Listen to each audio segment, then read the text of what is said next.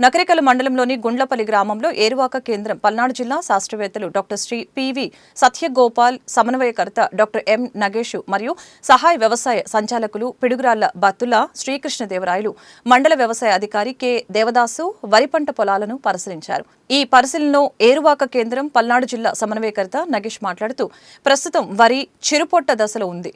వరిలో ప్రధానంగా ఆకు ఎండు తెగులు లక్షణాలు కనిపిస్తూ ఉంటాయి. దీని నివారణకు గాను రైతులు ఎకరానికి 20 కేజీల మురాటా ఆఫ్ పొటాష్ ఎరువులు వరి పంటలో పైపాటుగా చల్లుకోవటం, పొలంలో ఉన్న నీటిని మురుగు కాల్వల ద్వారా బయటికి పంపించి మరలా 2 రోజుల తర్వాత మంచినీటిని పెట్టుకోవాలని తెలియజేశారు. యూరియా ఎరువుల వాడకం వాయిదా వేసుకోవాలని రైతులకు తెలియపరిచారు.